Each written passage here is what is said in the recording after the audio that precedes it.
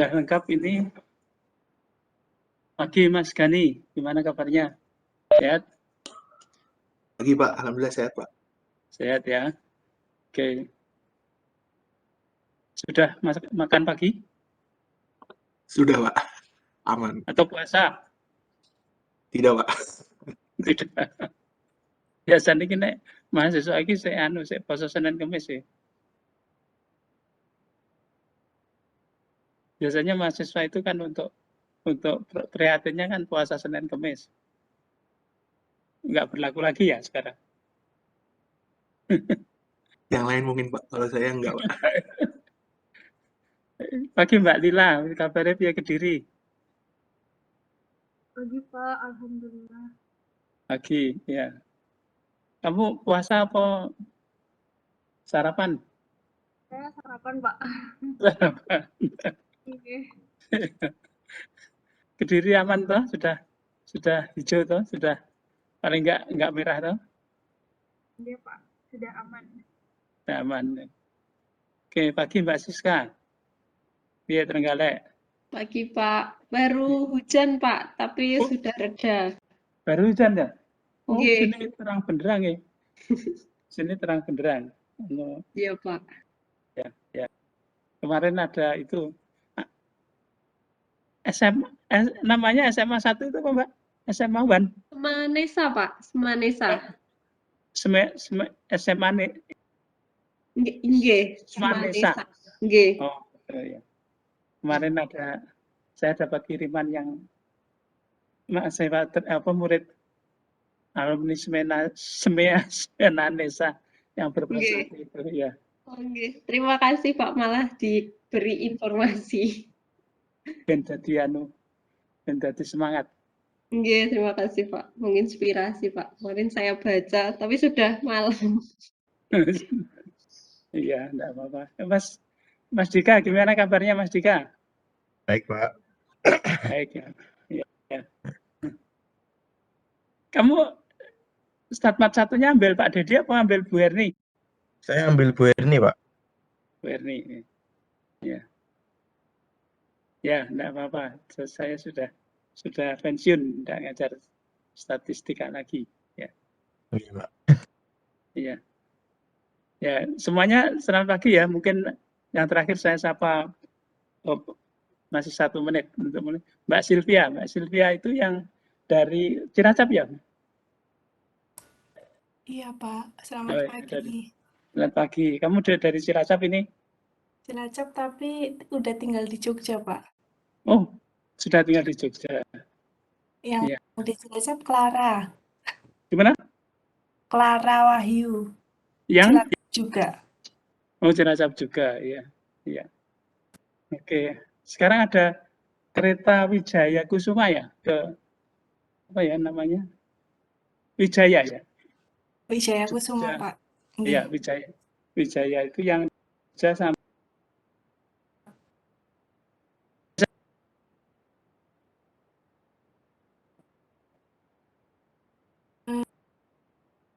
kadang naik bis, Pak. Dulu waktu kuliah S1 seringnya naik bis.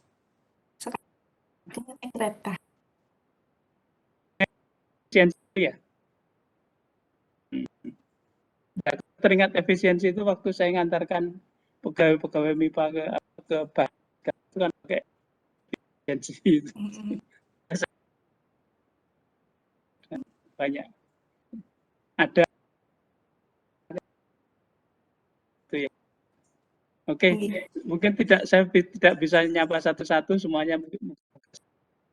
Bapak juga didoakan sehat ya. Jadi ini baik, terima kasih. Mulai jam 8 persis 8 lebih 1 menit bisa kita share. Dan bahannya sudah saya titipkan Mas Anu kemarin ya, Mas apa? Iya Pak, sudah saya sampaikan ke teman-teman. Ya. Dari ini yang kita halaman 7 itu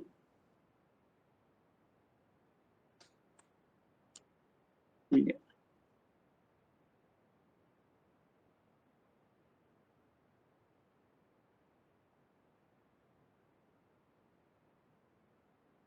Oh, ini saya kebalik.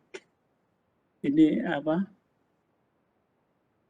Kemarin motretnya ada tersisa 1. Stop sharing dulu.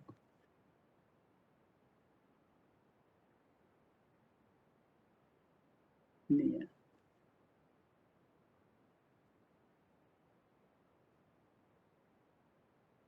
Loh, kok gini lagi? Bentar.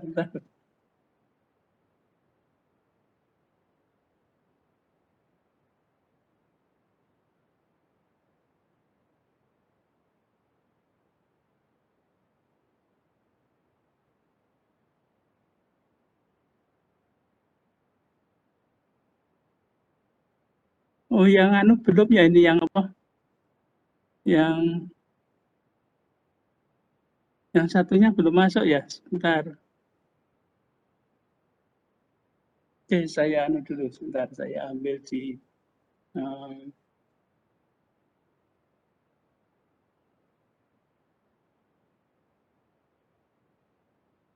saya kembali ke sini dulu.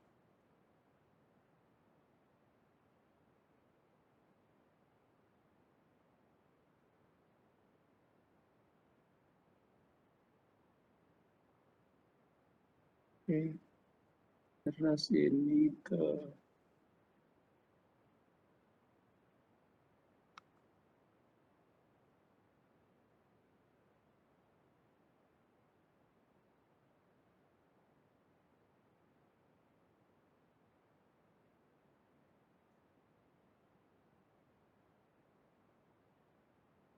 sudah terbaca ini? Kalau ini sudah benar. Sudah, Pak. Oke. Sudah, Pak. Oke, ini biar agak besar. Plus ini, oke. Ya. Jadi kan kita mengenal pendekatan model itu melalui 2, yaitu pendekatan parametrik dan non parametrik. Jadi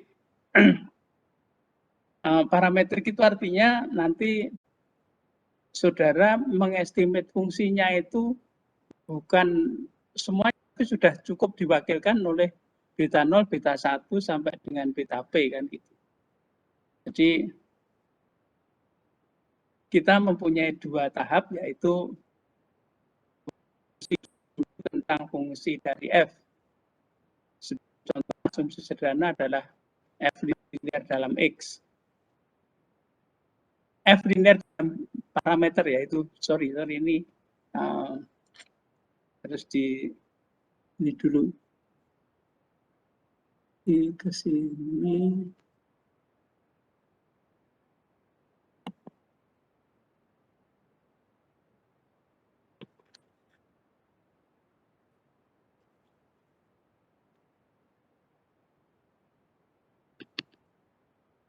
Dan parameter fx-nya sama dengan beta 0, beta 1x, beta 2x2, beta pxp. Jadi dengan asumsi ini masalahnya bisa kita sederhanakan menjadi estimasi P+1 parameter beta 0, beta 1, beta. Awalnya seperti sudah diketahui yang pertama kali memunculkan pengertian regresi itu adalah Gauss ya. Nah, saudara sudah kenal, sudah saya terangkan juga kemarin, ya, Gauss itu hubungan antara tinggi orang tua dengan tinggi anak, kemudian diterapkan oleh dalam ekonomi klasik, yaitu hubungan antara income dan konsumsi gitu.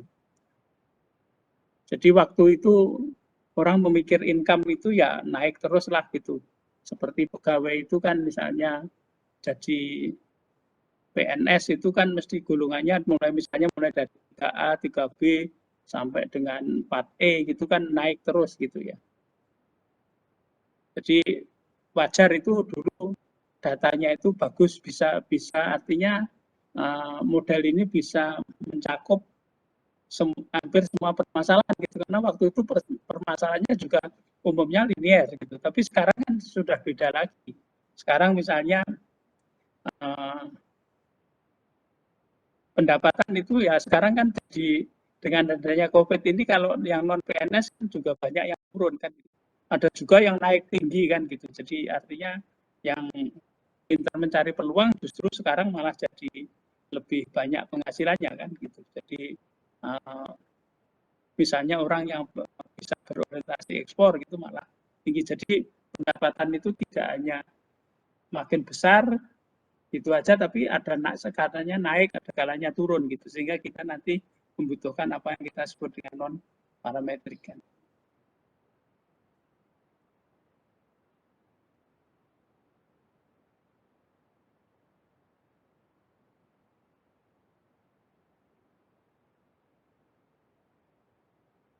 Jadi begitu bentuk fungsional model sudah dipilih, kita perlu suatu prosedur untuk melatih data atau mencocokkan model, yaitu menentukan nilai parameter sedikit bisa didekati dengan beta 0 disebut regresinya kan gitu. Jadi masih ingat ya, membedakan antara garis regresi dan model regresi. Jadi kita harus bisa membedakan antara apa? Garis regresi dan model regresi. Jadi kalau model regresi itu ada epsilon kan gitu, ada suku galatnya gitu. Mengapa harus ada suku galat? Kemarin saya sudah menceritakan itu memang garis regresi itu adalah mediocre ya, artinya mengukur kecenderungan rata-rata gitu. Jadi kecenderungannya kalau orang gajinya naik, konsumsinya juga naik kan gitu.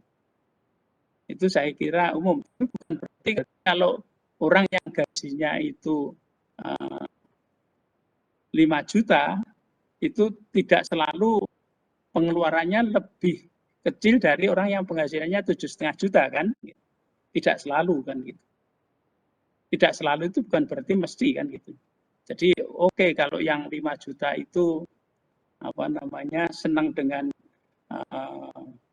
financing gitu, jadi beli sepeda motornya yang balap gitu, yang apa namanya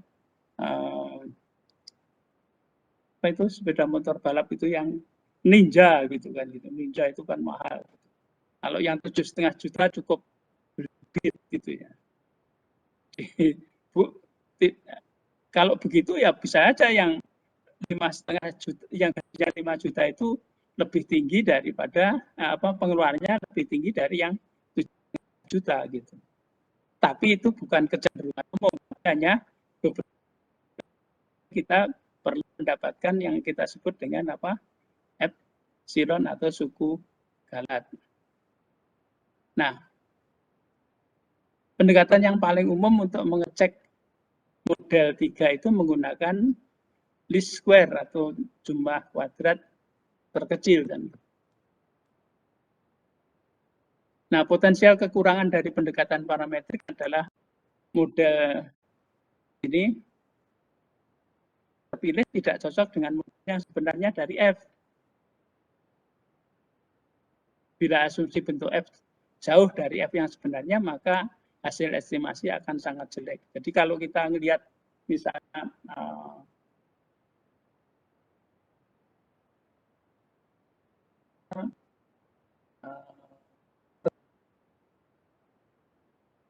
berdasarkan fungsi waktu itu kalau linear jelek kan gitu.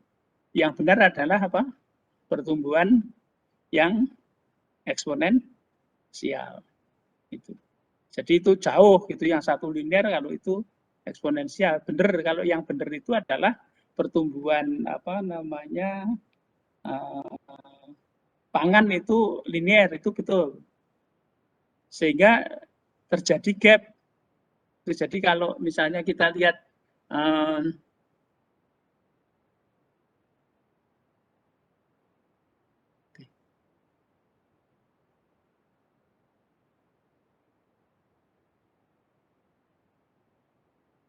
jadi kalau pertumbuhan penduduk itu begini, eksponensial, tapi pertumbuhan konsumsi apa namanya begini linear.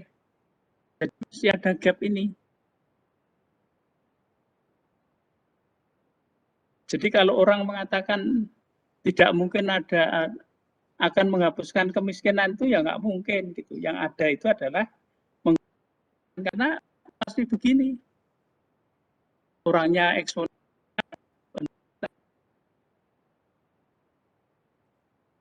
dimakan itu sehingga muncul sekarang misalnya punya alternatif jangan selalu beras, tapi sekarang saudara kenal apa yang terkenal itu? Itu yang sekarang namanya apa? Sudah dengar belum ini?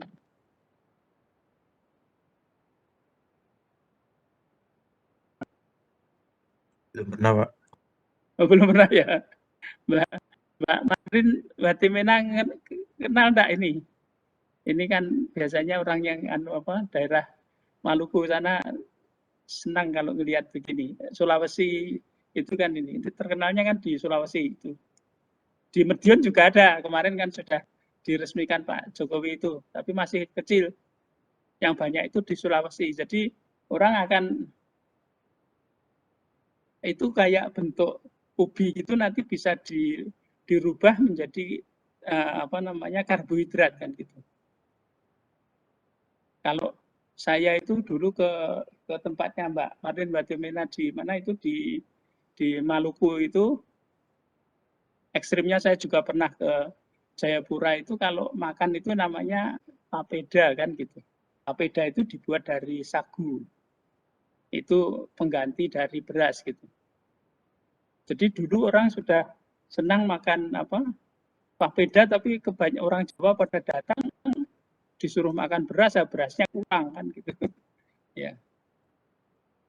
Jadi kalau orang makan papeda itu biasanya dengan lauknya itu ikan cakalang. Jadi ikan cakalang itu yang dimasak pedas sekali gitu. Jadi papedanya itu diputer gitu karena itu agak gimana ya rasanya. Ya Mbak Marlen, Mbak Timena rasanya itu papeda itu kan Iya. Gimana? Gimana ya, kenyal-kenyal gitu. Ya, gitu ya. Kenyal-kenyal gitu kalau dirasa ini kan enggak enak itu ya. Enggak enak. Oh iya, enggak maksudku gitu karena kurang ini terus makanya digelontorin dengan ikan cakalang yang jadi makannya itu terasa enak gitu. Ya, Pak, jadi benar. jadi kalau kita hanya makan makan papeda aja itu ya di mulut gimana itu lengket gitu kan. lengket ya. Ya. Tapi itu asik itu kalau kita makan papeda dengan ikan cakalang ya Mbak ya, yang terkenal ya. Iya Pak, ikan cakalang kuah kuning kan Pak. Ikan cakalang kuah kuning. Kowe bisa masak kowe ora? Kamu bisa masak itu enggak? Iya bisa Pak. Bisa gitu. Kamu kan bisa ngundang, jadi itu apa namanya? Ada orang, tapi ini dulu waktu masih masih tidak pandemi kan gitu. Jadi kalau ada mahasiswa S3 itu namanya Pak Zulan Nirnadi itu dari Palembang gitu. Jadi dia itu yang sekarang waktu itu gitu. Siapa yang pengen empek-empek asli Palembang, dia masakkan gitu. Jadi terus dia semacam buka jasa untuk siapa yang pengen makan makan empek-empek Palembang gitu. Ya nggak apa-apa, itu artinya halal kan gitu. Jadi kadang-kadang kalau kuliah sudah bunek gitu kan masak gitu kan baik. Jangan kalau bunek itu ngabuburit gitu, tapi bisa masak kan gitu. Itu benar itu namanya sekarang dosen di UAD itu. Jadi Mas Yulan itu dulu seneng kalau misalnya ya enggak apa-apa itu kan terus jadi bisnis gitu loh, bisnis kecil-kecilan jadi entrepreneur gitu. Jadi ini ya saya cerita aja bahwa suka dukanya jadi mahasiswa itu banyak gitu. Ya. Jadi siapa tahu kamu nanti bisa bilang aku bisa masak cakalang kuah kuning gitu kan. Cakarannya gampang nggak cari di sini Mbak Marlin? Saya tidak tahu Pak, soalnya saya tidak pernah cari. Oh, nggak pernah cari. Iya Pak. Kamu kan bisa buat ini kan selama ini untuk teman-teman buka apa namanya seminggu sekali gitu kan kamu masak nanti kan apa dapat fee kan gitu lumayan kan gitu jadi bisa untuk tambah-tambah. Baik. Oke. Nah, Bapak cerita aja itu bahwa suka duka mahasiswa itu banyak. Kalau di luar negeri biasa mahasiswa itu apa namanya jualan apa biasanya kalau kita keluarga gitu kan istrinya apa catering jual apa kan itu biasa. Jadi biasanya malah orang-orang itu kalau sore itu ya kerja di rumah sakit nyuci ya, nyuci piring, nyuci ini nggak apa-apa kan itu malah kalau di luar negeri itu podo apa ya namanya dapat tambahnya itu dari nyuci piring gitu di restoran gitu kan itu untuk tambah itu halal aja kan gitu. Tapi kan kalau 1 jam dibayar $10 kan ya podo gelem toh jadi tukang cuci. $10 14.000 kali 10 ya. 10.000 ya ya lumayan ya gitu. Jadi biasalah mahasiswa itu di luar negeri itu mesti tambah-tambah gitu ya. Jadi itu terus kita jadi umumnya itu masih apa namanya membersihkan itu papan tulis itu juga mahasiswa. Jadi pagi-pagi itu membersihkan papan tulis gitu. Jadi untuk siap untuk kuliah gitu. Jadi ya. Jadi apa namanya? Belajar itu sebenarnya banyak variasinya ya, tidak selalu harus duit cukup. Itu lebih nyaman kadang-kadang kalau kita ada kurang sedikit, kurang gini, ada punya seni gitu. Nah sekarang kalau kita sudah selesai, nah baru terasa manisnya hidup itu. Oh dulu saya pernah begini gitu. Ya. Oke ini tadi ceritanya kalau dulu itu regresi itu naik turun seperti kalau sekarang kalau sudah lihat komoditi kita itu misalnya apa Lombok itu ya bisa sangat mahal sekali. Nah, sekarang juga sangat murah sekali kan, jadi naik terus turun gitu. Ya itu kan kalau itu kita buat regresi linear ya juga garisnya linear kan juga enggak cocok kan. Gitu. Ya. Ya, jadi tadi kalau ini seperti pertumbuhan apa penduduk itu hukum Malthus ya itu eksponensial gitu. Terus padi itu nggak bisa ini sehingga orang untuk mengurangi gap ini kan terus kita di Indonesia ada yang namanya porang, ada namanya sagu dan seterusnya gitu kan, ada apa namanya jagung gitu. Kalau saya kecil itu pakai ketela di apa namanya dimasak terus dibuat gaplek terus kemudian jadi yang namanya diwul gitu ya. Kalau di Trenggalek dulu ya bukan makan nasi tapi nasi tiwul gitu ya apa beras campur tiwul gitu ya atau kadang-kadang murni tiwul gitu ya sebagai pengganti karbohidrat tapi kan sekarang juga ada tiwul kan tiwul eksekutif ya yang di apa namanya sekarang apa-apa kalau dibuat eksekutif kan terjadi mahal jadi tiwul pun itu dibuat eksekutif kan gitu yang dibuat model apa namanya dibuat kayak di tiwul eksekutif. Oke ini tadi masih bagian dari bahwa kita itu dulu itu memang hubungan orang tua anak hubungan apa namanya income itu linear terus pegawai itu dulu kan juga nggak mengenal apa layoff seperti sekarang kan gitu sehingga dulu itu hanya apa namanya schooling itu waktu kuliah itu berapa tahun gitu.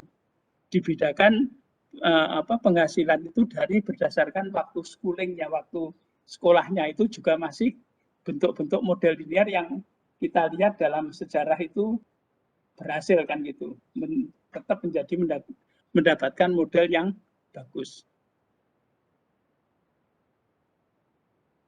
Nah sekarang kecenderungannya sudah tidak parametrik lagi kan gitu. Jadi potensial kekurangan dari pendekatan parametrik adalah model terpilih tidak cocok dengan model yang sebenarnya dari F. Seperti saya katakan tadi, kalau harga cabai itu bisa naik, bisa turun, ya kan tidak mungkin namanya linear kan gitu.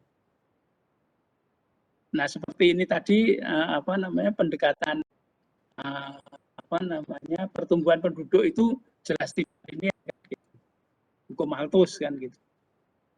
Banyak sekali pertumbuhan bayi itu kan kita juga tahu bahwa itu tidak hanya linear, tapi nanti ada saat tertentu itu naiknya itu banyak gitu. Ya, jadi sehingga terjadi apa yang kita kenal dengan titik belok. Nah, titik belok itu yang kemudian nanti kita kenal yang namanya knot. Gitu. Titik beloknya itu namanya knot. Jadi bila jauh dari F yang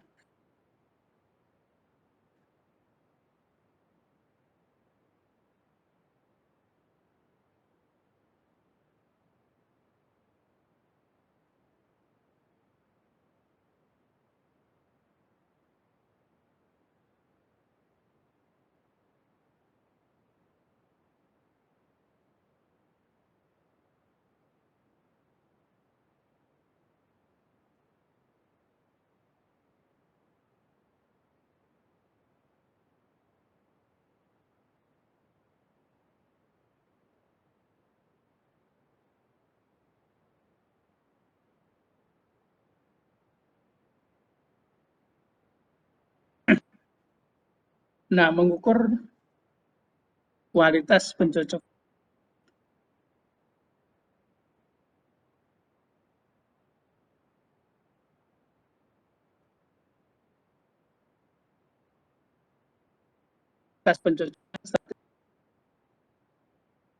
yang didefinisikan sebagai MSE per N sigma YI min F hat XI kuadrat.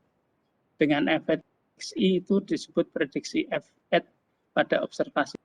Nah, ukurannya banyak.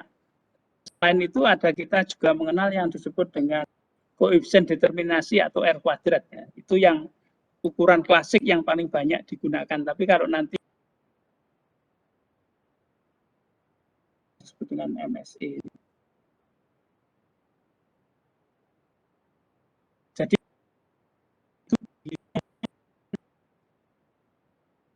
untuk mencocokkan model sehingga disebut dengan training MSE, mean square error.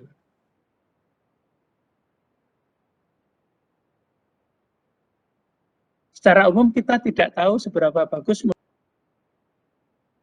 training sebenarnya.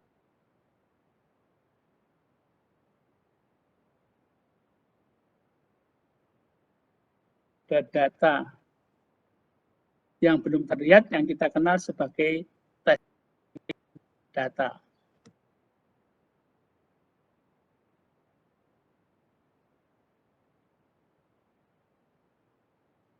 Model yang akurat adalah model yang membentuk kurva licin mengikuti pola tren dari itu. Contohnya ya mungkin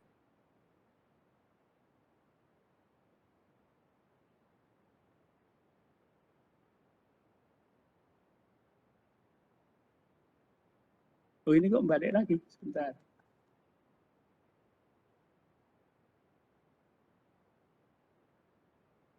Oh ini anunya 2 kali motretnya. Overfitting terjadi saat model menghafal semua data training, analisis pola tren dan data. Jadi contohnya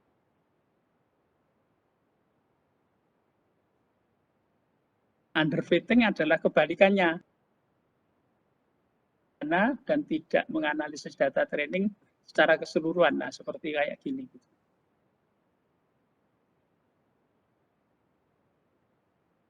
Jadi Mas Dika itu sudah bekerja untuk menghindari overfitting itu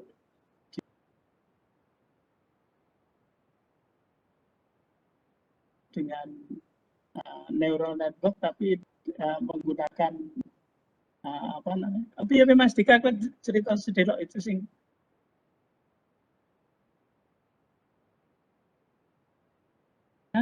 kamu terus membuat apa untuk menghindari overfit, underfitting atau overfitting itu dibuat neuron yang gimana itu? Kamu cerita. Oh, model saya itu kan saya kebetulan itu menggunakan model LSTM, long short term memory. Itu salah satu contoh recurrent neural network, jenis recurrent neural Ya, network. Nah, recurrent ya.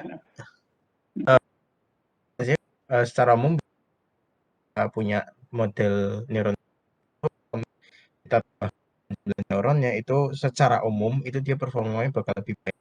Misalkan jumlah data yang pakai terlalu sedikit itu dia bakal potensi kena overfitting. Nah,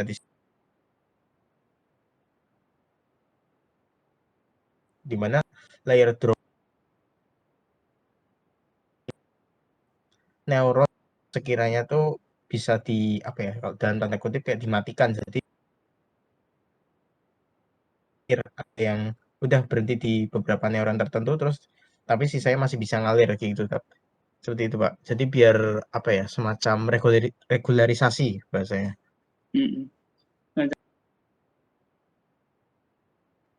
Apa namanya, Mas Dika itu skripsinya tentang itu time series menggunakan neural network ya, jaringan saraf tiruan ya. Jadi biar semuanya aja lah, semangat aja semuanya. Jadi skripsi itu apa ya namanya, skripsi tesis kan ya puncak dari kepuasan belajar ya, kalau boleh saya katakan begitu ya.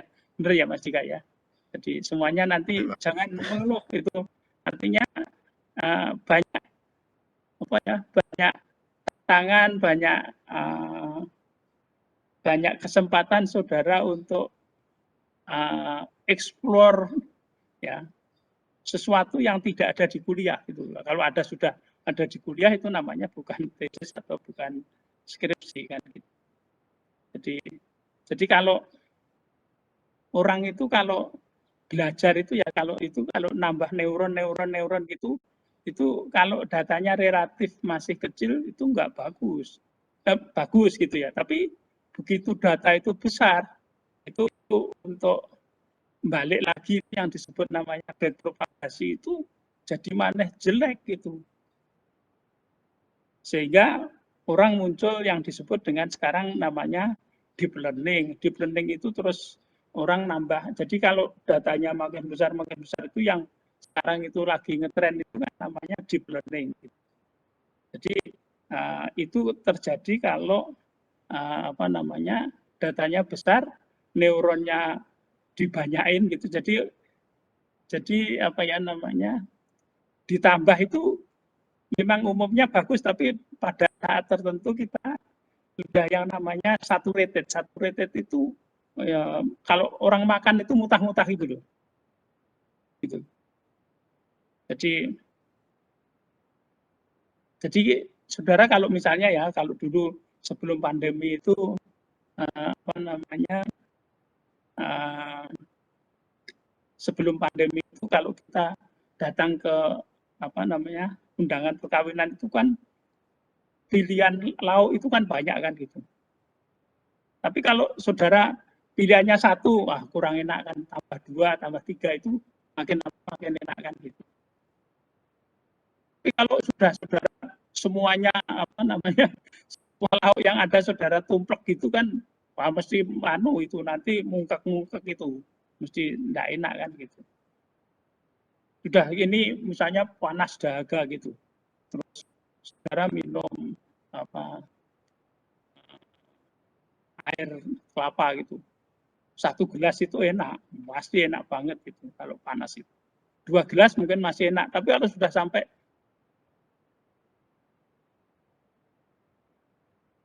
gimana? Kan mesti saudara merasakan kan itu apa ya namanya, saturated kan gitu. Jadi walaupun saudara minum enak itu, kalau ditambahin gelasnya terus gitu, ya pasti nggak senang kan gitu, mesti nggak enak. Mesti apa ya namanya, Kalau di rasa sini Pak, gimana? enak kalau orang Jawa ngomongnya. Enak ada enak kan gitu. Nah itu ini juga terjadi di data ini apa namanya, itu juga parameter itu kalau ditambah itu mesti menaikkan R kuadrat, tambahkan, tapi kalau nambahnya terlalu jadi enak gitu. Ya, kalau di apa namanya di jaringan saraf tiurungan itu juga begitu, datanya makin besar terus nanti back propagasinya itu jelek gitu, sehingga perlu ada tambahannya yang kita sebut dengan deep learning gitu. Saya nggak masalah loh, artinya mahasiswa saya kalau sudah skripsi lebih pintar dari saya, dari tesis itu lebih pintar dari saya, nggak apa-apa itu. Ya saya tahu Mas Dika itu karena dulu bimbingan saya ya, jadi apa namanya banyak belajar tentang ini gitu. Kamu bisa sedikit tentang deep learning Mas Dika? Ya. Coba. Jadi kan kalau di apa itu machine learning itu kan ada dua tipe ini, kita bukan bicara yang ini ya, bukan supervised learning sama unsupervised. Jadi itu ada dua tipe. Itu yang pertama itu yang shallow learning, itu jadi pakai model machine learning biasa, itu seperti apa, regresi linear, decision tree dan kawan-kawannya. Dan tapi ada namanya itu deep learning, yang mana deep learning ini memang lebih difokuskan menggunakan model jaringan saraf. Dan kata deep ini tuh dia emang asalnya itu dari apa ya, dari dari konsep dari apa ya, konsep jaringan saraf itu sendiri sih, yang mana dia meniru jaringan saraf yang ada pada manusia, itu dan bagaimana informasinya berjalan dan bagaimana dia belajar dan sebagainya, makanya dia disebut sebagai deep learning. Seperti itu Pak. Oke, terima kasih. Jadi itu apa namanya, walaupun capek-capek itu ide-ide gitu, itu sebenarnya ide dari tesis itu kan begitu. Jadi ide dari tesis itu adalah puncak dari pengembaraan saudara di dalam belajar ya, untuk para mahasiswa gitu. Jadi jangan malah mencari yang sudah rutin gitu. Anda harus tertantang untuk mencari yang tidak rutin dan harus apa jenenge, harus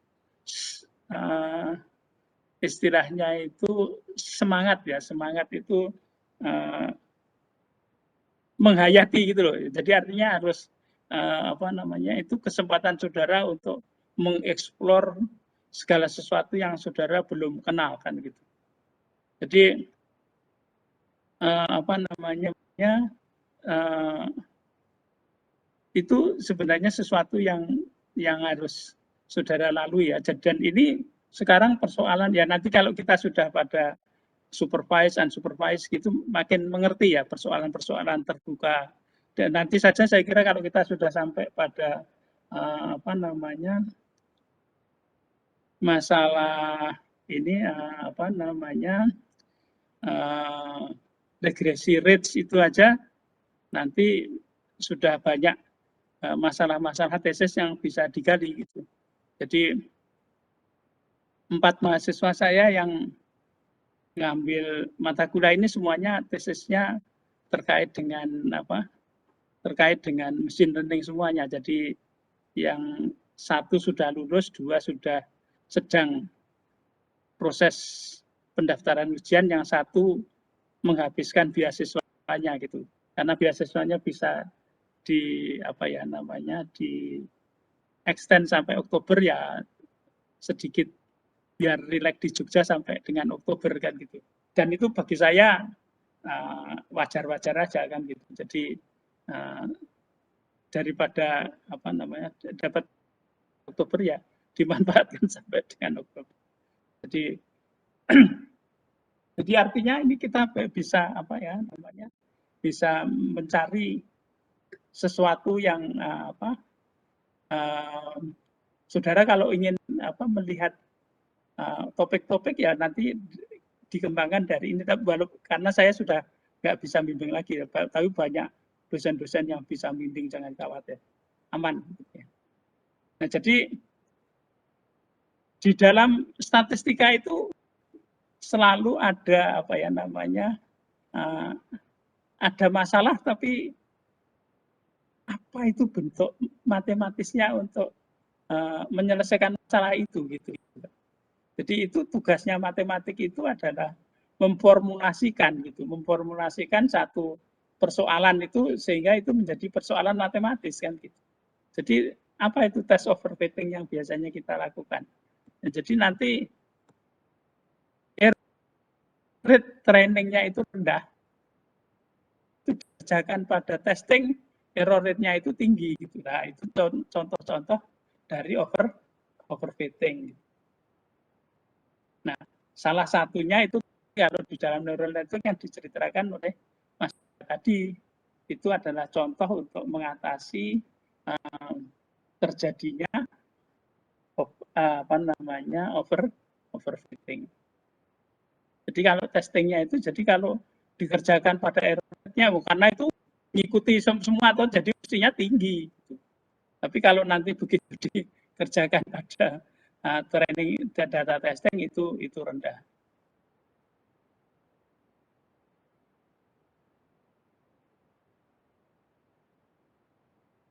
Nah, ini pendekatan non parametrik. Sebentar, ini apa namanya?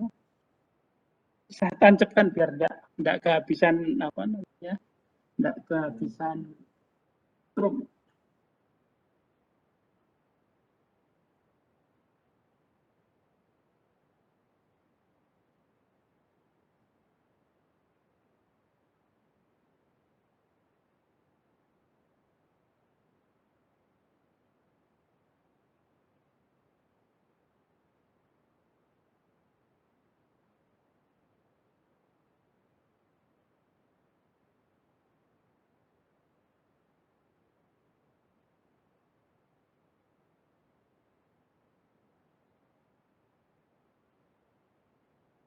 Pendekatan non parametrik. Nah, non parametrik di sini itu beda dengan non parametrik yang mungkin sudah pernah belajar. Kalau dulu itu artinya statistika yang bebas parameter kan gitu. Tapi di sini parametrik itu di sini justru parameternya infinity ya gitu.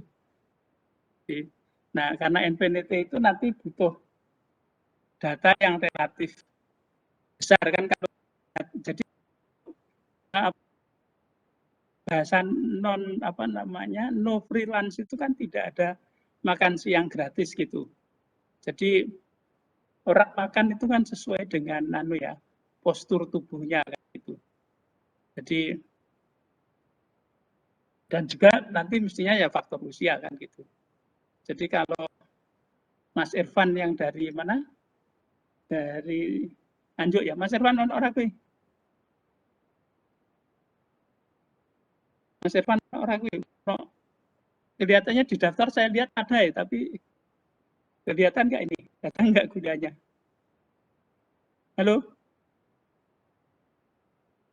Mas Irfan? Oh. Tapi saya lihat itu ada di daftar mahasiswa. Itu ya kalau makannya dibanding dengan Mas Gani jelas banyak Mas Gani ya, karena dari posturnya gitu kan gitu. Jadi makin besar itu mesti makin bentuk makin banyak. Jadi kalau non parametrik yang di sini itu maksudnya parameternya itu infinity gitu, sehingga dibutuhkan data juga yang relatif lebih besar kan gitu. Jadi yang di sini itu dimasuk non parametrik itu adalah nanti kita itu akan fungsinya itu tidak ada parameternya, tapi mempunyai sifat yang kita sebut dengan licin. Licin itu halus, ya kan gitu. Jadi halus. Jadi adik-adik mahasiswa kan saya kira pengen mahasiswi ya. Mahasiswi itu kan mesti idealnya kan selalu ingin kulitnya halus kan. Ya karena itu nature dari seorang wanita kan harus begitu. Ya. Kalau laki-laki kan nggak perlu halus gitu, nanti malah kan gitu, nggak bagus kan gitu. Ya. Jadi di dalam pendekatan non parametrik itu tidak membuat asumsi eksplisit tentang bentuk fungsional dari F. Kita mencari estimate F yang mendekati titik-titik data sebaik mungkin, tidak terlalu kasar, jadi juga tidak terlalu halus. Dengan menghindari asumsi bentuk tertentu dari F, maka diharapkan ada perbaikan akurasi dari estimasi F. Jadi misalnya kita disebut dengan regresi spline itu syaratnya itu adalah licin. Jadi artinya turunan ke misalnya kedua atau keempat itu dia itu adalah kontinu. Itu syarat dari fungsinya itu licin. Jadi nanti itu fungsinya itu bisa bisa membuat datanya itu menyesuaikan dengan data gitu. Jadi ada liku-likunya itu tergantung pada bentuk dari data. Jadi orang melihat apa ya, spline itu pertama kali ngelihat ini dong, pertumbuhan berat bayi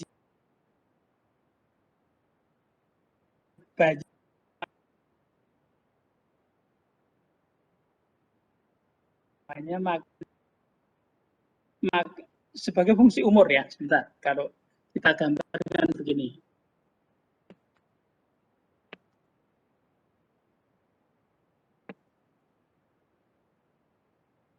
Ini umur. Kok elek banget ya.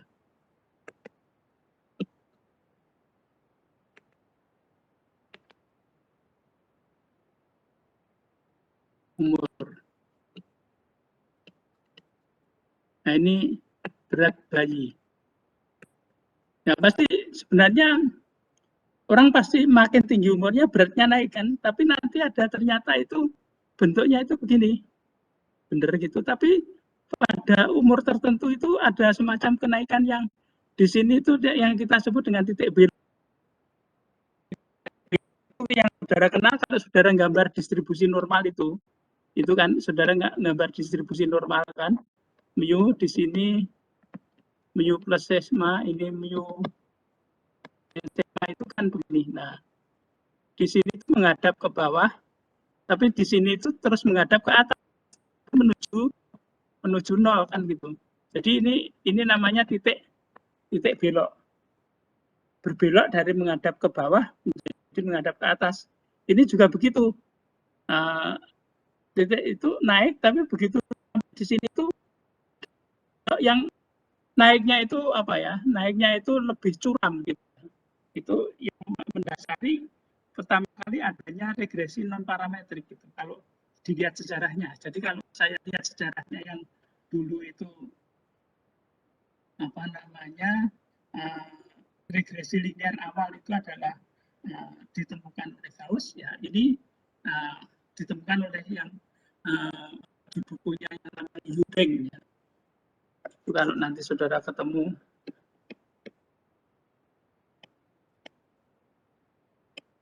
Eubank itu cerita tentang mulainya regresi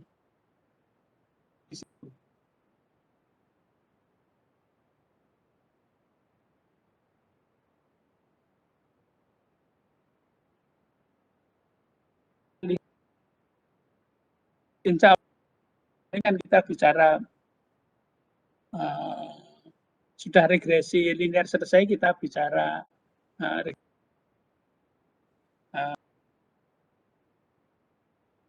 yang ada, kemudian sesudah itu sudah bisa ke regresi ke parametrik ya. Tapi yang jelas itu sebelum kita sudah sampai di sana. Asumsi bentuk tertentu dari F itu maka diharapkan akurasi dari F. Jadi kita hanya biasanya minta apa yang disebut dengan bentuk F-nya itu licin, smooth.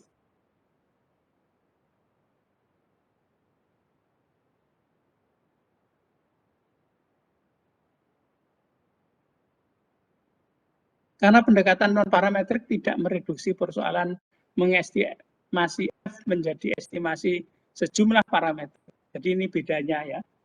Jadi kalau sebenarnya kan kita itu ingin fungsi yang bisa mewakili data kan gitu. Kita membutuhkan fungsi yang mewakili data. Terus kemudian kita mencari parameter. Parameter itu jadi artinya mereduksi dari fungsi yang itu menjadi reduksi dari beberapa parameter. Dan itu juga terjadi kalau kita saudara kenal program linear kan gitu. Jadi program linear itu kan jadi analogi yang lain ya. Jadi artinya bentuk matematika yang persoalannya hampir sama gitu. Saudara kalau melihat regresi linear itu kan saudara mencari optimum dari fungsi pada daerah ini, fungsi linear pada daerah semua ini. Tapi akhirnya bisa direduksi hanya mencari optimum di sini, atau di sini, atau di sini, atau di sini. Namanya titik vertex kan kalau saudara belajar program linear kan tahu itu. Jadi artinya mereduksi dari jumlahnya yang tak terhingga ini hanya pada 1, 2, 3, 4, 5.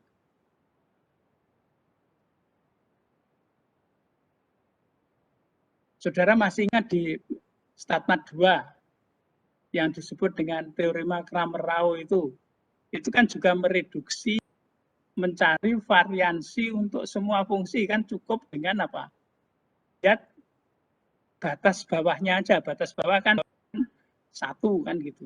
Artinya bisa diwakili oleh angka gitu. Jadi persoalannya menjadi reduksi dari jumlah yang tak terhingga satu titik aja kan gitu. Kemudian juga saudara melihat pendekatan Blackwell-Rao itu kan juga begitu kan gitu, mereduksi persoalan gitu. Jadi that's the problem gitu. Jadi seperti sekarang kalau kita lihat bagaimana menghadapi pandemi 3T aja kan, testing, treatment, sama satunya apa lagi? TT. Apa T satunya? Tracing ya.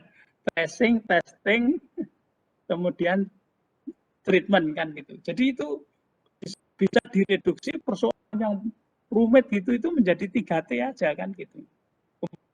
Ditambah dengan 5M itu kan gitu. Jadi tapi intinya kan 3T-nya itu. Orang kalau ada masalah langsung di tracing. Kalau sudah di testing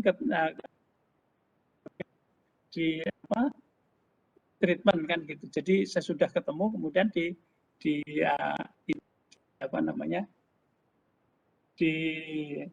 treatment, artinya diisolir, disembuhkan kan gitu supaya tidak terjadi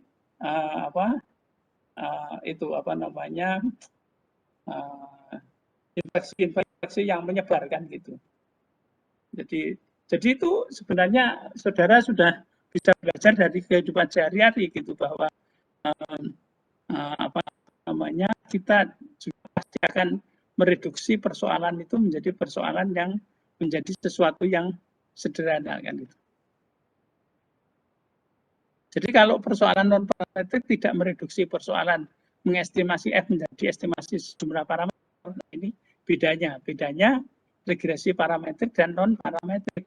Pengamatan yang cukup besar biasanya diperlukan untuk mendapatkan estimate yang akurat. Jadi no free lunch. Jadi makin enak lunch-nya ya, jadi makin banyak biayanya kan gitu. Ya.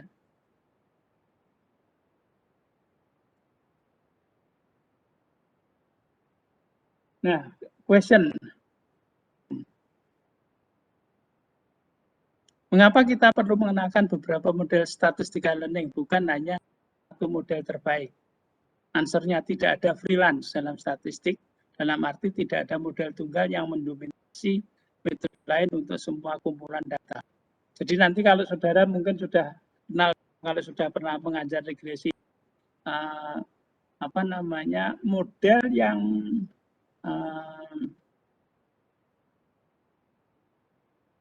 apa namanya yang diterima itu tidak hanya satu, banyak model yang signifikan istilahnya, model yang signifikan, tapi kita mencari model yang signifikan yang terbaik kan gitu. Jadi kalau misalnya saudara mau beli motor, saudara punya uang 17, itu kan ada yang signifikan itu banyak. Model Yamaha ada, model Honda ada, model Suzuki ada gitu. Itu kan namanya signifikan. Bisa ini. Tapi kan akhirnya saudara harus memilih salah satu kan gitu. Saudara kriteria kan gitu. Jadi nanti saudara juga kalau memilih model terbaik itu jadi kayak itu persoalan apa ya? Persoalan yang tidak pernah habisnya di dunia itu. Jadi nanti kalau saudara belajar neural network, saudara belajar statistika non parametrik, yang tadi saya katakan pendekatan non parametrik itu selalu mencari model yang optimal dalam arti apa ya? Jadi mencari model yang tidak enak tadi itu ya, tidak saturated, jadi yang terbaik gitu ya. Jadi itu bisa modelnya bisa forward, bisa backward. Forward itu satu-satu kan, satu baik ditambah satu, tambah lagi baik gitu, 4 sampai optimal gitu. Kalau backward itu dimulai dari yang besar dikurangi satu-satu gitu. Itu backward.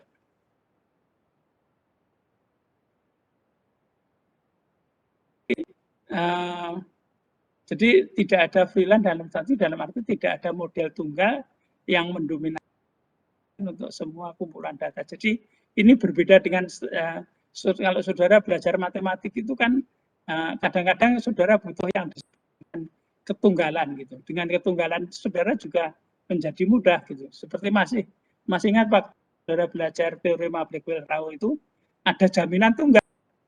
Jadi dengan metode apapun hasilnya harus sama kan gitu. Ya. Tapi kalau pemodelan itu lebih banyak pada seni. Jadi kalau pemodelan statistik itu lebih banyak pada seni ya. Jadi apa namanya? Ada rasa, ada ini gitu ya. Jadi apa ya namanya? Seperti lagu itu loh. Seperti lagu itu tidak ada yang baik kan gitu. Jadi penyanyinya itu bisa bermacam-macam dengan berbagai macam pendekatan gitu. Ya. Jadi apa namanya seperti banyak lagu-lagu kan saudara tahu yang nyanyi itu banyak gitu ya. Jadi apa namanya saudara mungkin bisa apa beberapa lagu ya. Gitu. Kalau di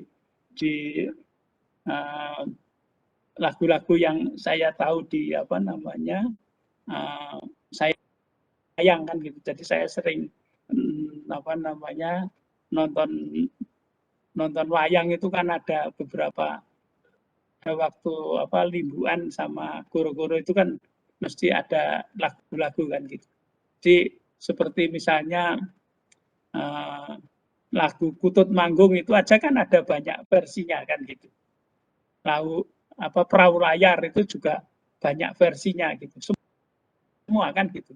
Jadi semuanya pasti mempunyai apa namanya gaya. Di lagu-lagu itu juga begitu kan banyak apa namanya beberapa versi dari lagu-lagu. Jadi misalnya lagu-lagu apa namanya country itu ada yang dinyanyikan banyak lagu gitu. Jadi itu lebih apa ya namanya lebih banyak pada nilai keindahan juga gitu kan gitu. Jadi analisis data itu juga apa namanya mempunyai nilai apa estetik gitu. Tapi matematik itu juga punya nilai estetik kan gitu juga. membuktikan itu juga hanya punya nilai-nilai gitu. Jadi berarti dari pemikiran itu kan saudara kata bahwa indah kalau kita mau mengenalnya dan mau bekerja kan gitu. Tapi kalau saudara melihat hidup itu sebagai beban, sebagai sesuatu, ya Anda tidak pernah melihat keindahan kan gitu.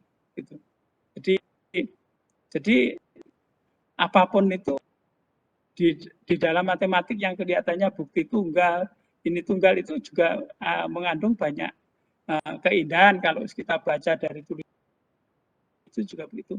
Indahnya di sini gitu. Di belajar statistik juga banyak keindahan semuanya gitu. Jadi kalau kita itu tidak tahu keindahan itu ya yang kita yang itu. Jadi life itu harus indah, harus bahagia kan gitu. Nah, itu harus dengan perjuangan kan gitu. Itu tidak mungkin datang dari langit kan gitu. Jadi datang dengan sendirinya tidak, itu mesti itu yang kita perjuangkan kan gitu. Kita usahakan, kita perjuangkan kan. Oke, jadi sangat penting untuk suatu kumpulan data kita mencari model terbaik untuk data tersebut. Nah, ini nanti kita sudah mulai, saya kira minggu ini sudah ada PR untuk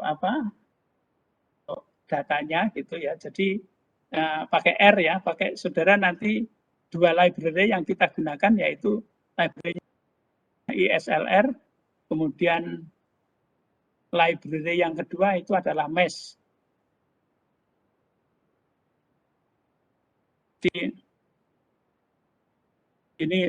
Ini hampir semuanya saya kira ada di buku itu, jadi nanti ada auto, gas mileage, horsepower, informasi lain dari mobil kan gitu. Boston itu harga rumah untuk suburb-suburbnya Boston gitu. Jadi suburb itu kalau di Jogja ya Prambanan lah gitu. Kalau sebelah barat ya Sedayu ya. Yang ke barat itu Sedayu ya. Mestinya Jakal itu agak ke utara gitu. Jadi suburbnya. Jadi nanti median harga itu dipengaruhi oleh saya kira 13 variabel lain ya. Ada karavan, ada car seat, ada college. Kelihatannya nanti PR pertama itu tentang college ya. Itu nanti saya kira saya tulis. Default itu dokumen customer default untuk perusahaan kartu kredit. Hater itu jadi bukan hater loh ya. Hater itu pembenci. Kalau hater itu main softball ya. Kalau Kasti.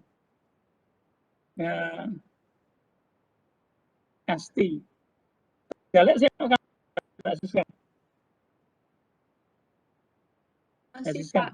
Masih Pak. Kalau SD biasanya Kastinya di alun-alun karena Oh ya, pokoknya sekarang kita bicara waktu kamu masih SMP ya. Saya Kasti itu SD ya, sing paling SD itu. Itu ada SMP. SD. Kasti itu. Ya. Kalau SMP itu sudah tuh. Jarang Kasti kalau SMP. Iya. Rounders itu ya. Jadi itu hater itu kan softball. Olahraga yang populer itu di Amerika itu kan softball sama basket sama itu gajinya jadi berdasarkan hitternya gitu. Jadi statistik itu sangat mempengaruhi orang. Jadi kalau tahun ini itu kan ada saya juga semacam penonton yang baik untuk National Basketball Association. Jadi ada klub di Philadelphia yang namanya 76ers itu biasanya kan klub itu pasti punya 3 pemain dengan gaji terbesar gitu. Nah pada waktu terjadi playoff, waktu perebutan juara itu dia itu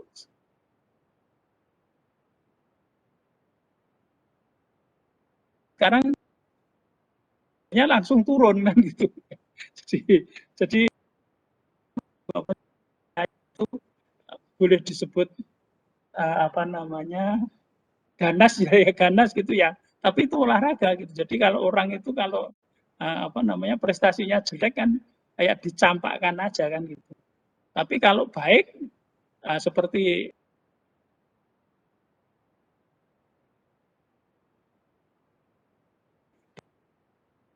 sudah coba berapa miliar, berapa apa namanya catatan dari apa hadiahnya itu mulai dari jam apa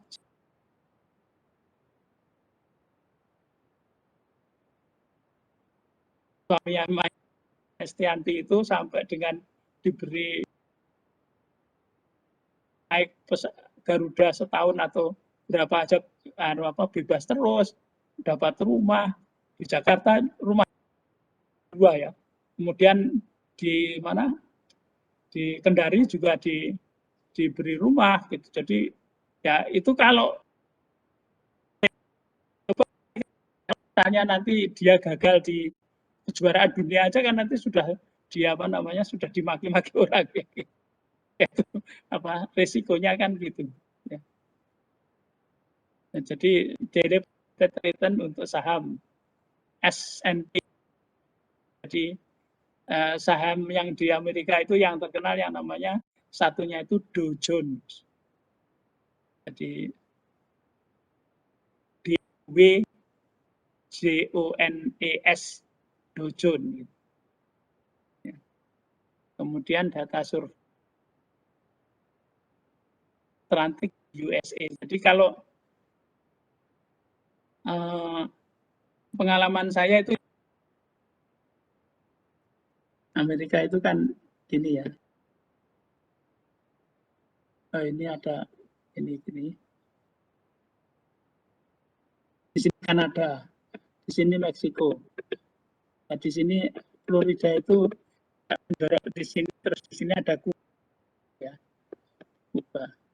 Di sini kan Atlantik, di sini samudra apa? Pasifik. Itu yang ini ada California, ada Texas, ada Arizona, ada Florida gitu. Nah ini daerah Atlantik, daerah California. Nah, ini daerah di sini itu namanya daerah Midwest.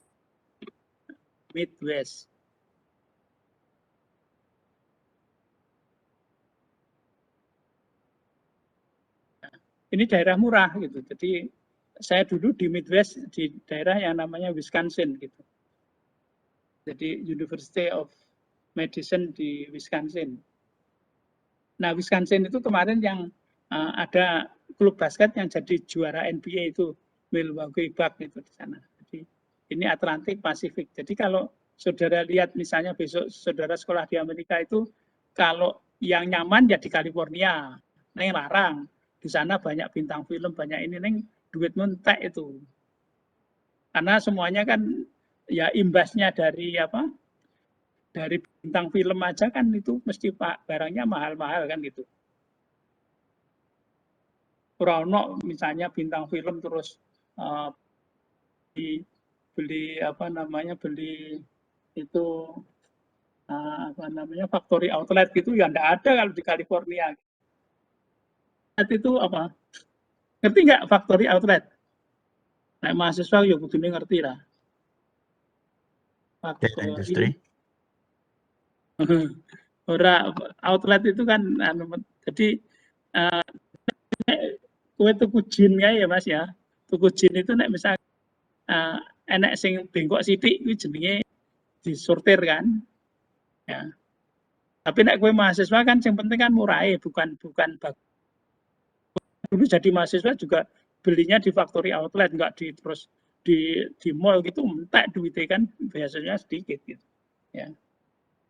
Jadi kalau di California itu enggak ada factory outlet, di Florida itu enggak ada factory outlet, yang ada di daerah Midwest gini gitu, karena relatif murah gitu.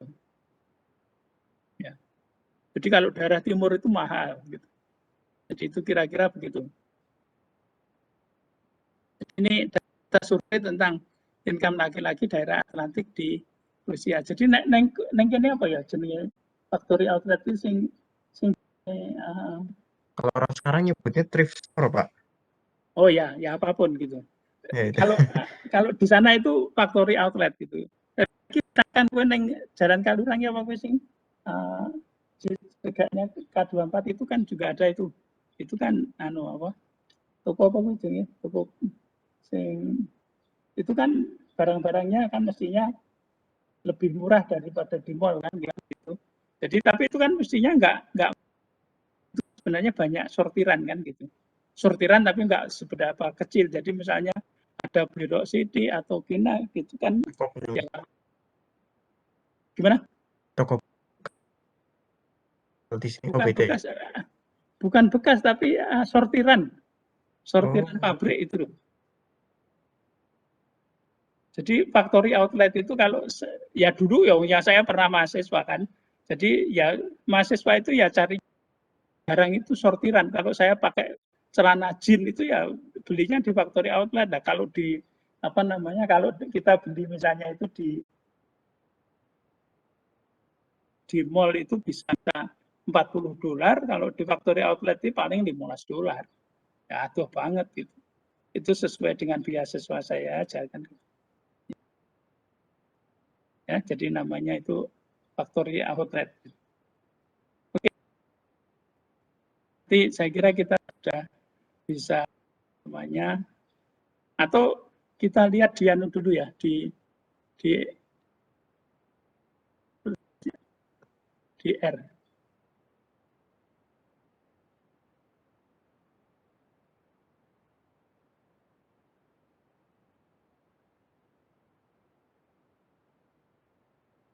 Nah, oke.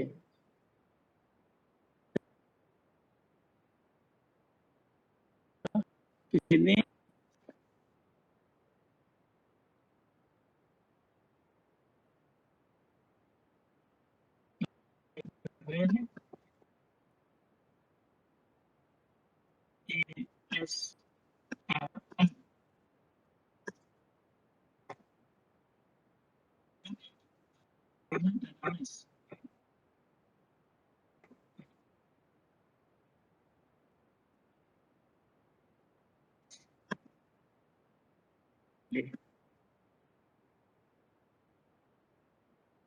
kita lihat saja misalnya kita lihat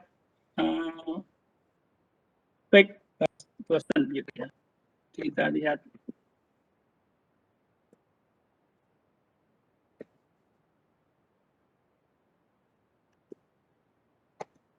nah ini katanya kan ada kriminal macam-macam kan gitu sampai dengan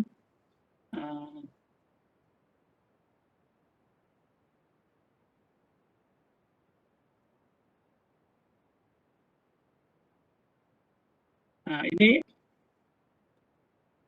yang terkenalnya kan LST yang di bawah yang gajinya itu tertentu gitu ya, di bawah rata-rata. Kemudian yang dicari itu kan median dari harga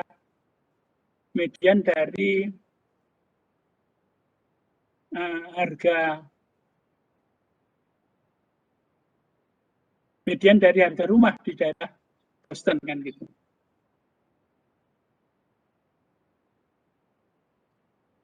Jadi kalau kita lihat, kalau kita ingin melihat namanya apa? Names ya. Names.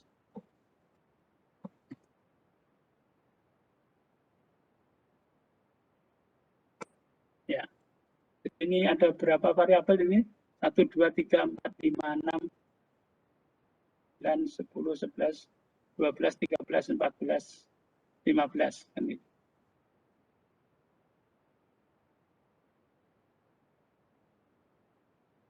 Jadi misalnya kita ingin membuat regresi dari satu variabel ini. Kita regresi di sini kan LM ya. Dot fit sama dengan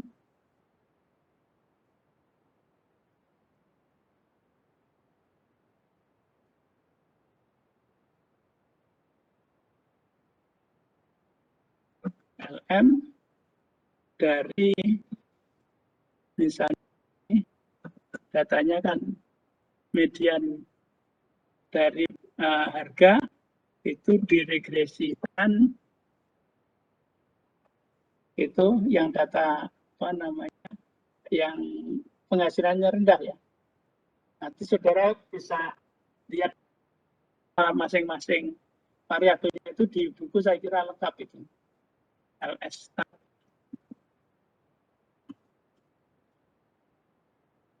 Kemudian kita lihat datanya di mana kan. Datanya sama dengan Boston. Oke.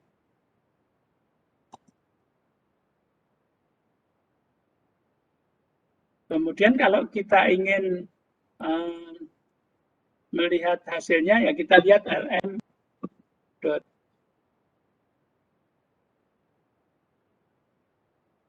ya, ini interceptnya 34,55 L startnya min 0,95. Jadi kalau kita ingin lihat ininya summary dari LM dot fit.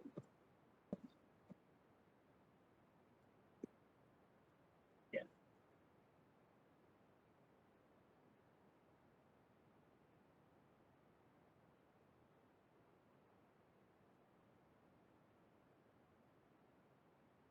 Coba nanti yang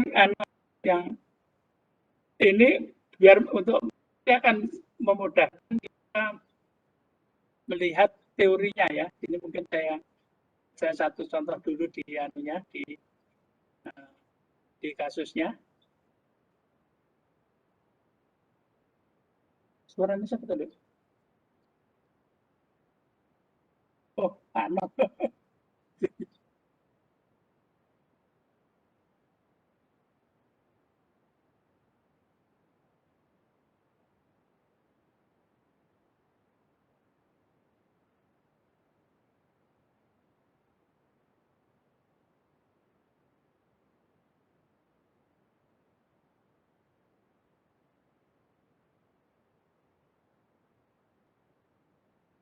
Oke, saudara lihat di sini ya. Ini intercept itu titik potongnya kan gitu. Kemudian koefisiennya. Kemudian itu ada T value, probabilitas lebih besar dari ini. Jadi berarti H0-nya itu ditolak. Kemudian di sini ada residual standard error. Kemudian ada multiple R square, berarti R kuadrat. Kemudian di sini ada adjusted. Apa artinya adjusted? Nanti itu yang akan saya terangkan kan gitu. Kemudian di sini ada F statistik. Ini harganya di sini. Nah, nanti saudara lihat harga T itu di sini berapa? Harga T untuk LS stat itu kan 24,53. Nah, kalau saudara kuadratkan itu nanti harganya sama dengan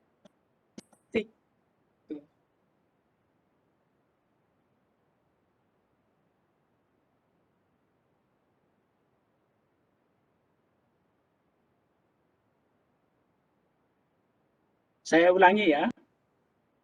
Di sini ada multiple. Ya, jadi ini masih pendekatan klasik ya. Jadi nanti ukuran kebaikannya itu kan R square. Kemudian ada adjusted R square. Jadi harga R yang di sini itu R kuadrat itu di sini disesuaikan. Kemudian A0 beta 1. Nah, T kuadrat itu harganya sama dengan F ini.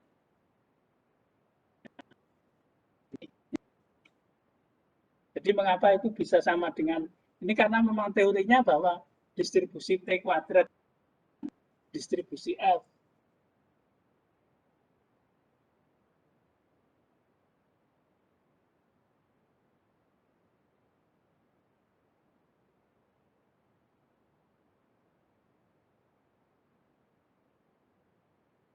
Jadi saudara masih ingat ya, kalau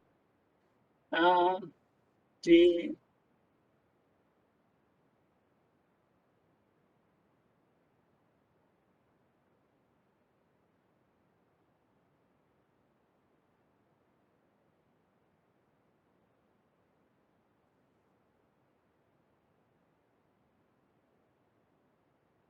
dibagi dengan derajat kebebasannya kan?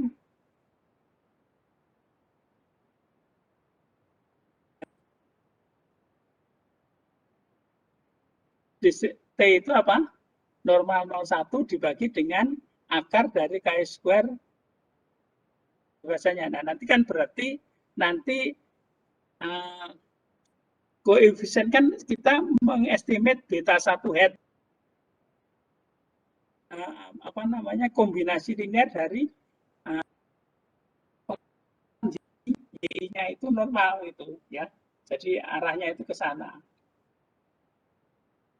Nanti ada yang disebut mean square itu dibagi, itu kan nanti terus menghasilkan itu hasil bagi dari dua besaran yang K square, itu hasilnya adalah distribusi F. Nah, nanti T kuadratnya itu ternyata sama dengan F, itu teorinya gitu. Jadi kuliah ini kan kuliah yang sifatnya terapan ya, jadi banyak PR-PR itu yang ngerjakan ya, teorinya itu sebagai pendukung. Jadinya kalau kita nggak ngerti apa-apa gitu ya. Tapi saya lebih banyak menanyakan tentang seperti kemarin saya katakan itu kan dari PR, nanti akan banyak mulai apa namanya, saudara harus ngerjakan semuanya dari saya ambilkan dari buku PR-nya itu juga. Kemudian ada midterm, ada ujian akhir, itu semuanya nanti saudara banyak apa mengerjakan dengan R ya.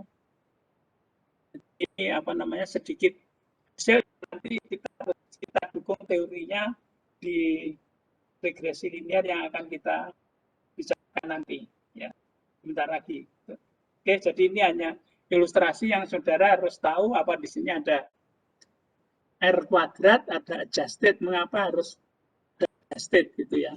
Adjusted itu disesuaikan gitu.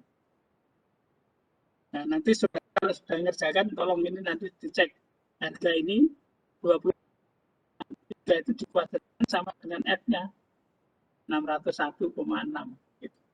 Coba saudara cek ya nanti. Jadi di sini itu atau saudara menguji pakai T sama pakai F itu sama. Itu artinya akan begitu. Jadi seperti saya katakan berkali-kali, lihat persoalan itu dua sisi yang berbeda. Bisa dari sisi distribusi T, bisa juga dari sisi distribusi F-nya.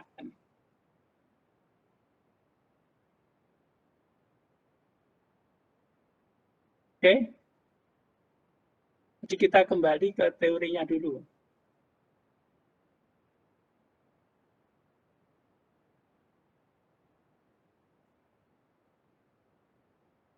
Ini tadi yang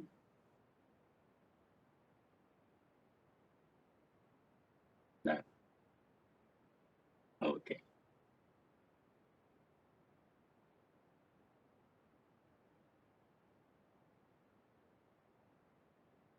Oke. Jadi sekarang kita mulai dengan beberapa isu yang terkait dengan regresi ini. Apakah ada hubungan respon variabel? Kalau ada hubungan, seberapa hubungannya? Dari prediktor-prediktor yang mempengaruhi respon, prediktor mana yang paling mempengaruhi respon? Kemudian seberapa akurat estimasi yang didapat? Nah, ini masih kita lewat yang 12 tadi ya. 12 tadi kan Nah, ini yang disebut dengan tabel ANOVA. Sebentar. 12-nya tadi kan ya, kececer itu. Oh, bentar. Saya mau ngomongin ini kok malah.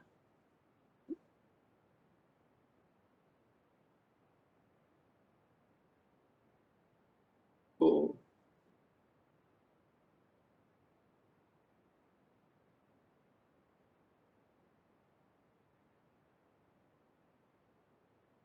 Oke. Si 12 tadi di mana ini? Sebentar kita stop.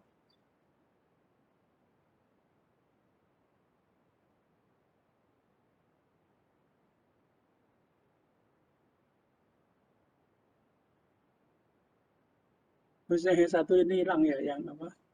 Yang ini. Oke, kita lihat aja di sini. Ya.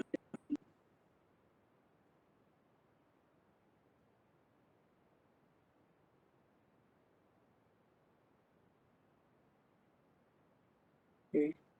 Kemudian kita lihat. Kemudian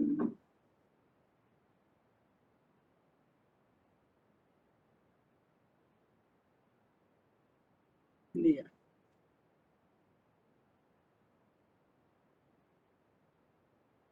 Nah, ini nomor 12 ya, sudah ketemu sekarang. Seberapa akurat nilai prediksinya? Apakah hubungannya linear? Apakah ada sinergi antara prediktor? Nah, misalkan kita mempunyai model regresi linear YI beta 0 plus beta 1 XI plus epsilon I.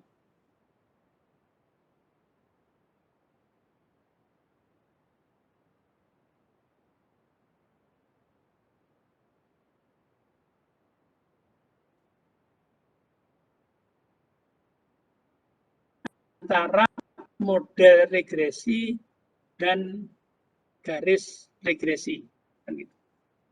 Jadi kalau model epsilon I.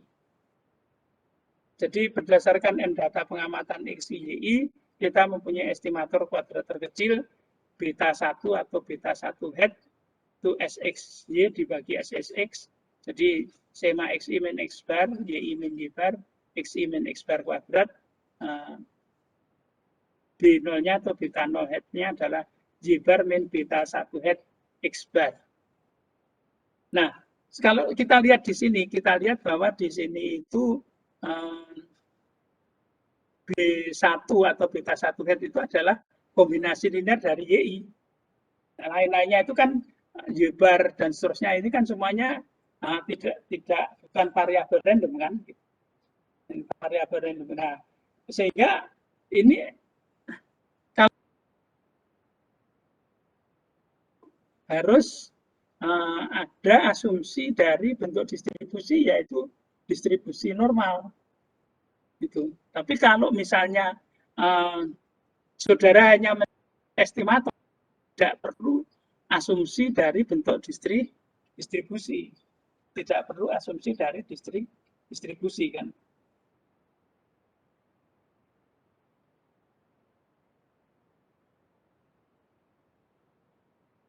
Nah ini nanti saudara akan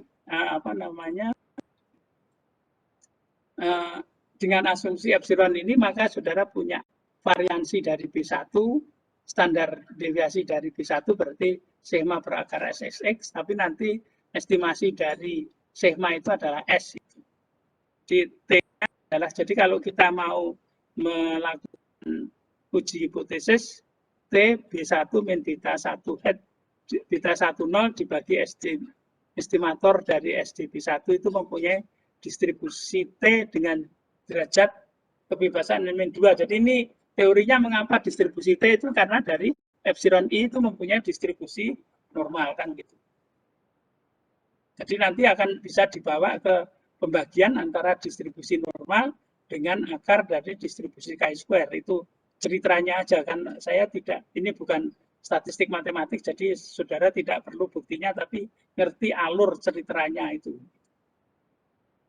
Nah, itu mengapa tuh harus ada estimat ada apa namanya, uji hipotesis. Jadi saudara lihat kalau misalnya ini garis, itu kan garis.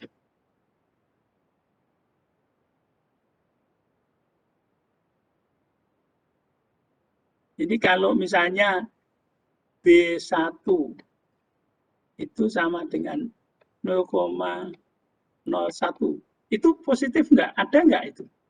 Ada kan? Positif, itu lebih besar dari 0. Tapi ini signifikan atau tidak itu tergantung persoalannya kan gitu. Jadi kita perlu mencari bahwa perlu konfirmasi bahwa yang kita dapatkan itu signifikan atau tidak kan gitu.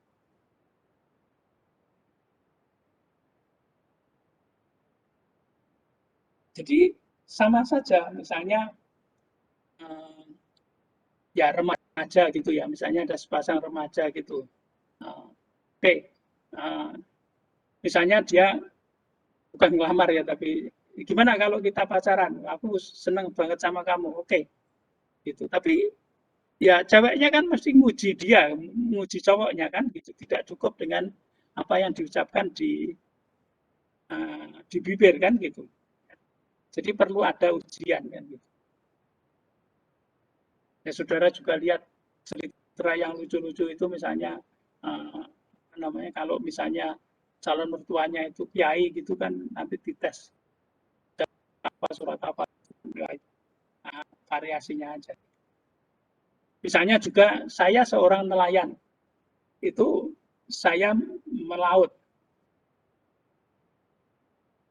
Nanti kalau pulang itu misalnya bawa ikan 3 kilo gitu. Ya kalau 3 kilo kalau rumah tangga kan ya banyak gitu. Tapi kalau nelayan pulang hanya 3 kilo, ya 3 kilo itu ada dapat ikan. Tapi nek didol kalau misalnya beli bensinnya kan ora cucuk kan gitu. Itu namanya 3 itu tidak signifikan kan gitu. Jadi kita mesti harus nguji lagi. Jadi walaupun kita sudah ngitung, itu harus kita uji apakah B1 itu ada atau tidak. Sehingga nanti H0-nya itu, ini yang umum, yang biasanya itu B10-nya itu 0. Alternatifnya itu tidak 0 atau positif atau negatif kan gitu. Sehingga daerah H0. Oke, saya kira itu. Varian binolinya gini, kemudian kita bisa membangun P itu adalah bentuknya seperti itu. Oke, sekarang ini kita kembali lagi ke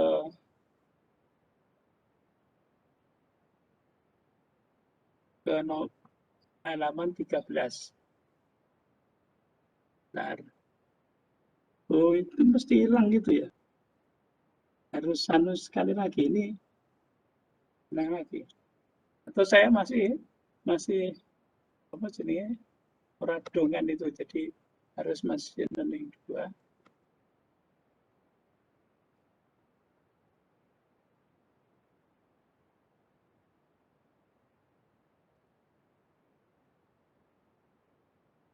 Oke, terus kita balik ke sini.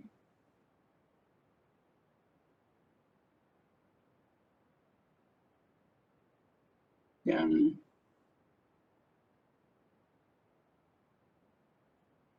ini kita share. Nggak mau. Bentar. Oke, ya sudah. Biar agak besar dikit.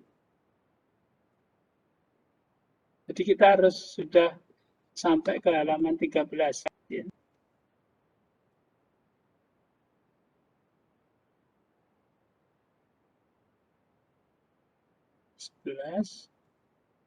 Nah, oke.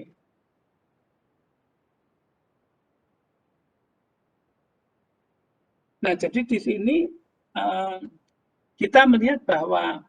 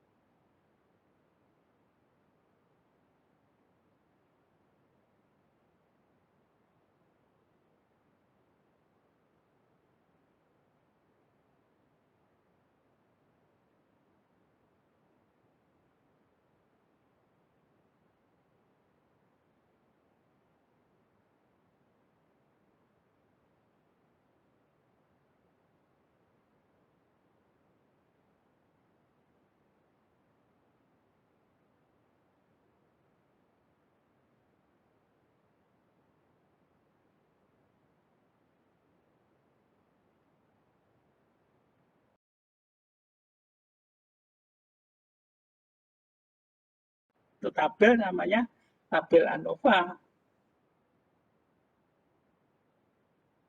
Nah ini. Jadi nanti digunakan untuk uji hipotesis tadi. Kemudian ada yang, jadi nanti ada kebetulan ini parameternya hanya 2 kan, beta 0 dan beta 1 gitu. Nah, itu kita bisa melakukan uji masing-masing atau juga bisa keseluruhan. Kalau ini adalah uji keseluruhan. Jadi saya kan sering memberikan contoh ini.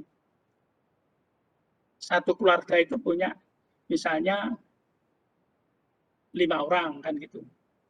Anaknya satu jadi gubernur, satu jadi profesor, satu jadi direktur, satu jadi punya mall gitu. Tapi yang 5 itu disabel gitu. Nah, jadi punya keterbatasan gitu. Jadi kalau dilihat satu-satu gitu kan ada satu yang tidak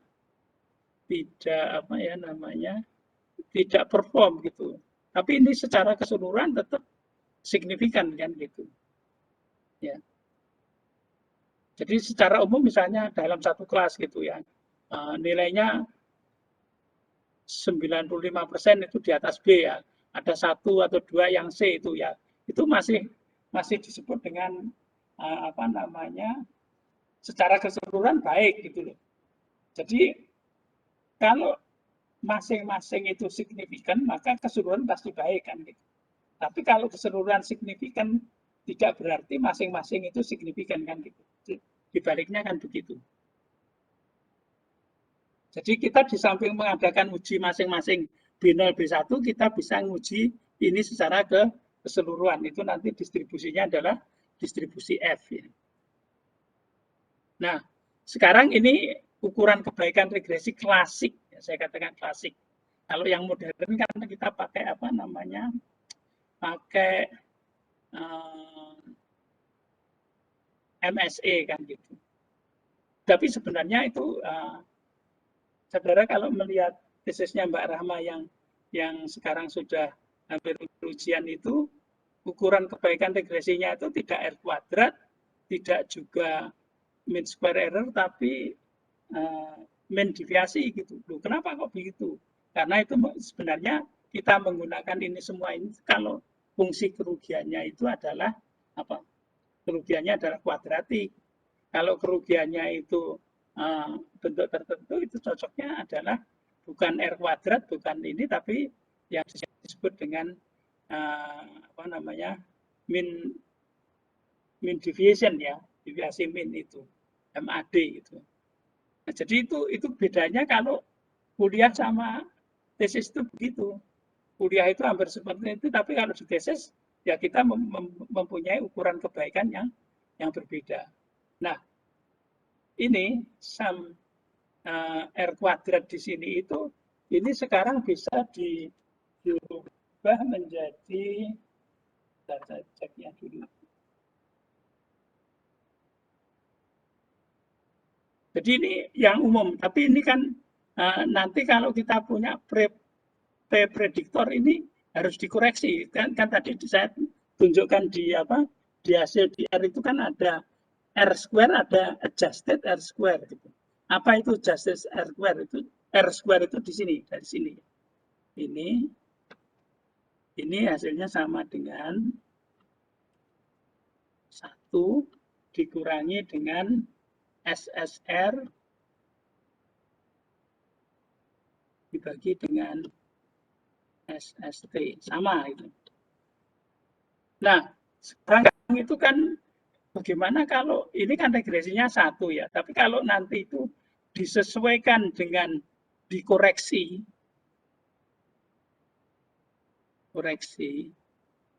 menjadi R square adjusted ya. Adjusted itu sama dengan 1 minus SSR itu regression. Regression itu tergantung pada P-nya kan. Jadi ini menjadi SSR dibagi dengan derajat kebebasannya adalah N dikurangi jumlah parameter. Ini dibagi dengan S, ST dibagi dengan N min 1. Nah, ini yang disebut dengan adjusted. Yang di software tadi kan hasilnya gitu. Jadi ada R square, ada R square adjusted.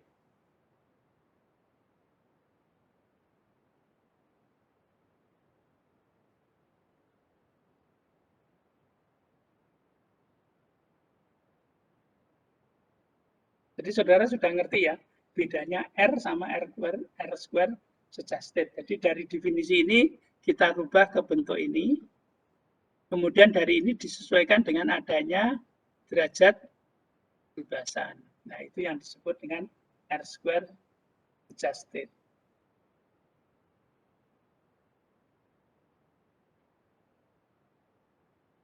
Nah, nanti sekarang kita tinggal mengeneralisir kalau itu dalam bentuk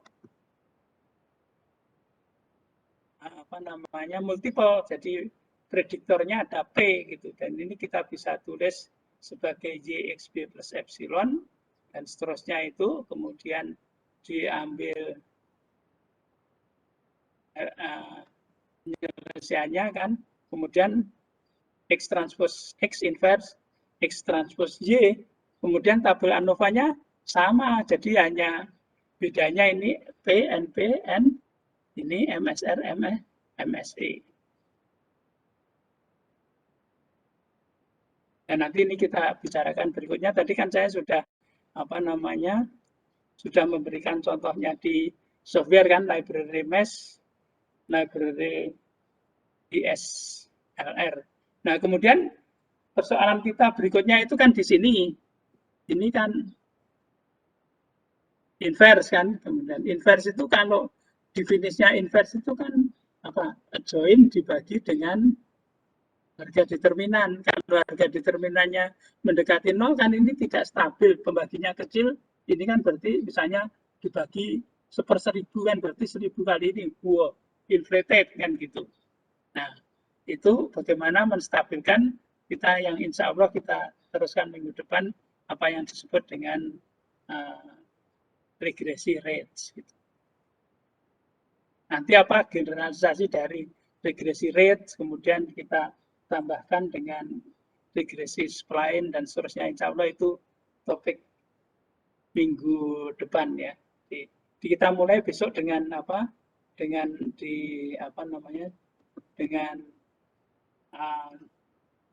R. Ya, kita lanjutkan yang kasus Boston tadi ya. Saya kira itu untuk minggu depan.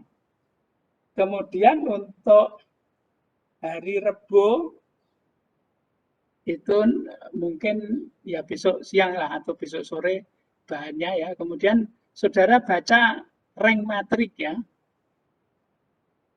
Itu aljabar linear elementer kan mestinya. Nah, tapi kalau tidak dibaca kan nanti saya banyak menggunakan istilah rank matrik, kemudian cara mencari rank gitu. Kemudian yang kelihatannya saya butuh pengertian rank matrik ya. Itu dibaca dengan sendirinya independent linear, dependent linear, arti dependent linear, arti independent linear itu dibaca lagi ya, itu di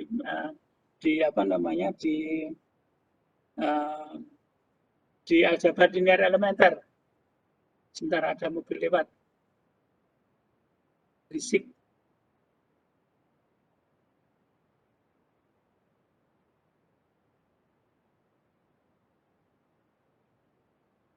Oke, jadi saudara baca vektor dependent, vektor independent, arti geometrisnya dependent, arti geometrisnya independent.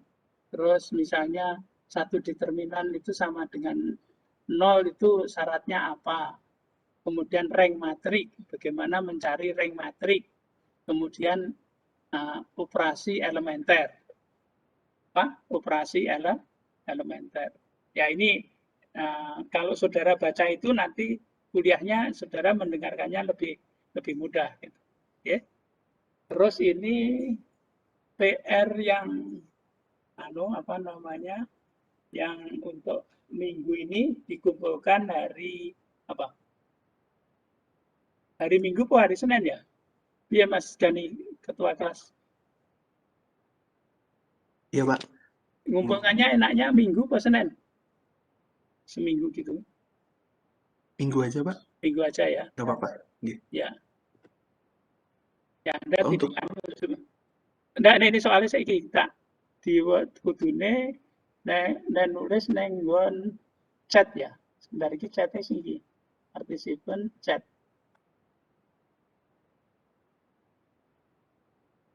Enter message ya. Saya PR1 Express PR1 saya tak ambilkan bukunya dulu.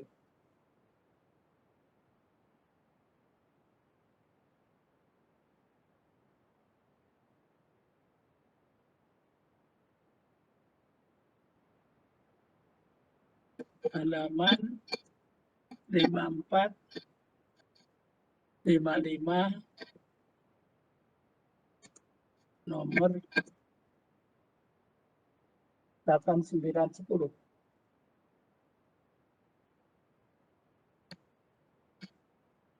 Semuanya PR komputer kok ini enggak ada jadi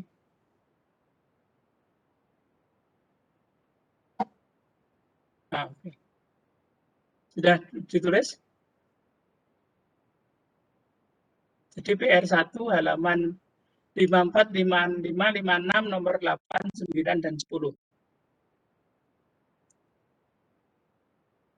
Sudah? Sudah, Pak. Sudah ya. Jadi siapa jenenge Mas Irfan iki ora ono ya? Kaya ora ono. Hadir, Pak. Waduh, aku emang tak golek ora ono. Mandi saya tadi, Pak. Wah. Mandi terus kok apa jenenge? Kok pasangan gitu ya? Apa jenenge? Kuliah ya. Enak ya. Oke. Gimana kabarnya Nganjuk? Baik toh? Sangat baik, Pak. Sangat baik ya. Oke. Jadi saya dulu when I was a student dengan sendirinya ketika saya itu kan stasiun sama terminal bis itu kan gandeng ya itu ya. Karena waktu itu kan keretanya kan hanya Purbaya atau Ramah itu. Nah itu kalau harus jalan kaki ke terminal bis karena harus ganti bis ke Kediri kan gitu.